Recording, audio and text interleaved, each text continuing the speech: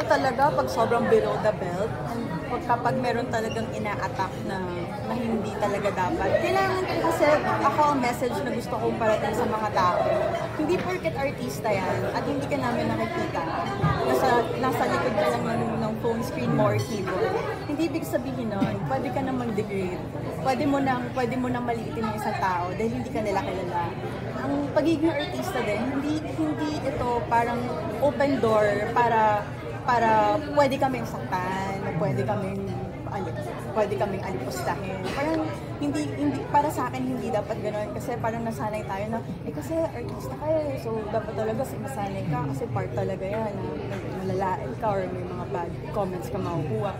Yes, part po yun, pero it doesn't mean na pwede na tayo maging bully online or pwede na tayo maging masama sa kapwa natin. Pero paano mo titimplahin? Kasi yung iba nang i-engage talaga kasi kulang sa pansin. So pag pinansin mo, tuwang-tuwa naman sila. Yeah, may mga ganun nga po ako nakikita na parang ang gusto lang talaga nila is patulan mo sila. Kaya nga. So siguro ako parang mas maging matalino tayo at piliin din natin yung magiging choose your battle wisely kung gano'n. And para sa akin talaga, mas kino-call out ko like yung lalo na ako, babae ako, yung mga body shape, yung mga gano'n, yung mga nababasa sa mga kababaihan, yung mga ganyan. Pero the rest kasi parang yung may masabi lang po talaga eh, di ba? Parang dun ako sa pag sobrang alam kong may something na mabigat na epekto sa akin. Ano yung pinaka-rude na sinabi sa inyo? Nabastos ka ba because dun sa image mo of being a sexy star? Yun nga po, actually hindi po ako na-hurt dun eh, na parang okay, and parang mas ano na lang, siguro mas lagi kong sinasabi sa kanila na hindi porket nakita nyo ang isang artista, kahit hindi ako, na meron siyang ginawang project na napasakit siya or natagal siya ng damit. It doesn't mean na masama siyang tao or mababa siya at mataas ka.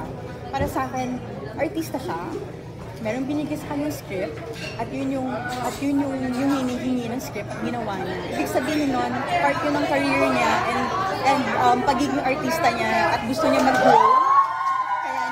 Kaya niya tinanggap yun. And para sa akin, trabaho namin yun eh. Kailangan namin gawin dahil dun kami matututo. So, ba't mo kami i-judge? It's part of our job. Pero doon naman sa mga hindi masyadong naiintindihan yun, naiintindihan ko sila. And I guess, kailangan lang talaga din ma-educate yung mga tao, lalo sa panahon ngayon.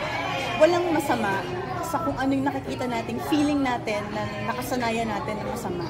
Kailangan natin maging open and maging knowledgeable pagdating sa mga bagay-bagay. Kasi sa panahon ngayon, lalo na ngayon, parang kung mag-judge ka lang without knowing the person or without like research, ganyan. So parang kailangan maging matalino na tayo. Diba?